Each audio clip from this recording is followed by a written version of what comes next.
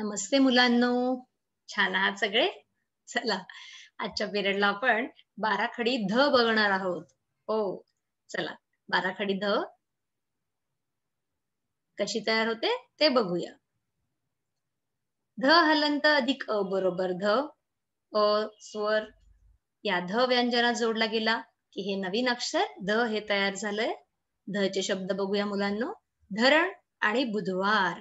धरण धरण म्हणजे डॅम. आपल्या इथं आहे ना खडकवासला डॅम. बुधवार बुधवार म्हणजे वेनसडे. पुढचं बघूया. ध हलंत अधिक आ बरोबर धा. आ काना ध मध्ये जोडला गेला. धा हे अक्षर तयार झालंय. धा धार आणि राधा. धार चाकूला धार असते की नाही, नाईफ त्याला खूप धार असते म्हणून चाकू वगैरे आपण या गोष्टींना हात नाही लावत तुम्ही लहान मुलं, हो की नाही. धार आणि पाण्याची पण धार असते.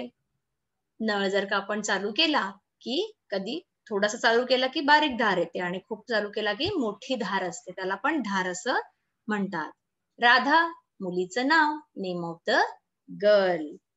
अजून बरीच नाव आहेत मुलांना. सुधा सुधा पण आहे मुलीचं नाव. पुढचं बघूया. ध हलंत अधिक ई बरोबर धी. ई म्हणजे पहिली वेलांटी, रस्व वेलांटी. ध मध्ये जोडल्या गेल्यानंतर धी हे अक्षर तयार झालंय. राधिका आणि धिरडे. राधिका मुलीचं नाव, नेम ऑफ द गर्ल. आणि धिरडे, धिरडे खाल्लेत मुलांना? छान असतात, टेस्टी असतात आणि हेल्दी पण असतात. मुगाच्या डाळीच्या पिठाचे धिरडे करतात. त्यानंतर गव्हाच्या पिठाचे पण धिरडे करतात. मम्मा त्याच्यामध्ये व्हेजिटेबल्स वगैरे टाकून, भाज्या वगैरे टाकून करत असेल तर छान असतात धिरडे. ध हलंत अधिक ई बरोबर धी. ई म्हणजे दुसरी वेलांटी, दीर्घ वेलांटी. धी. धीर आणि धीट.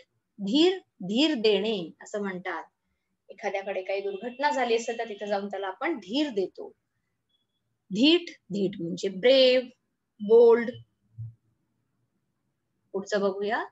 ध हलंत अधिक उ बरोबर धू. उ म्हणजे पहिला उकार, ध ला पहिला उकार आलेला आहे.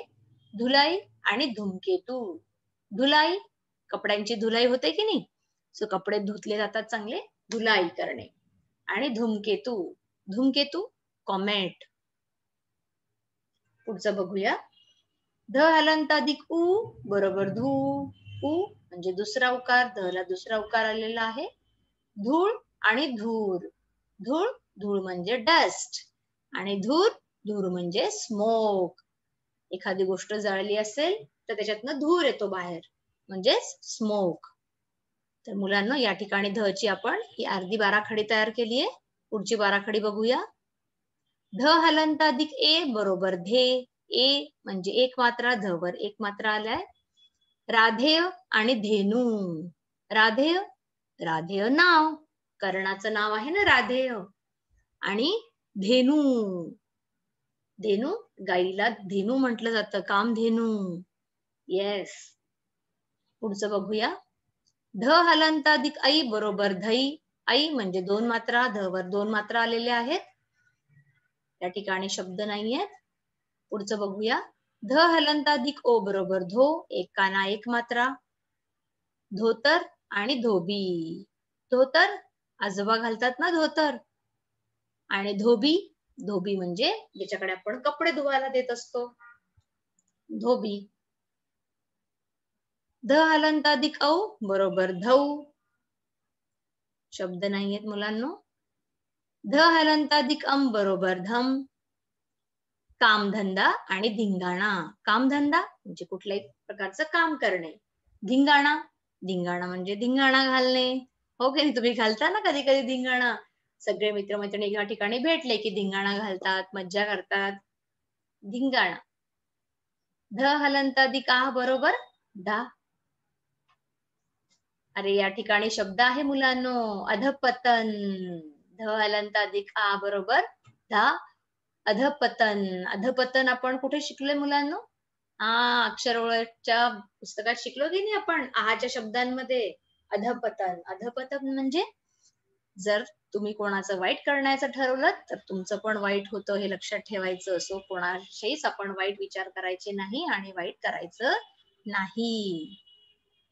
चला, तर या ठिकाणी आपण ध ची बाराखडी शिकलो. आता ही बाराखडी वाचून बघूया. ध, धा, धी, धी, धू, धू, धे, धई, धो, धौ, धम, धा. चला, आता ही बाराखडी वहीत कशी लिहायची तुम्हाला माहितीच आहे. बाराखडी ध हेडिंग द्या, इथं डेट टाका आणि बोलून बोलून या प्रकारे ही बाराखडी वहीत कंप्लीट करा. त्यानंतर ही बाराखडी अशी आडवीही लिहून काढा. तर मुलांनो, आपण ध ची बाराखडी शिकलो आणि त्याचे शब्दही शिकलो. तर हे बोलून बोलून लिहायचं, नुसतं कॉपी करायचं नाही. चला, या ठिकाणी आपलं आजचा पिरियड झाला आहे. ध ची बाराखडी आपण शिकलो.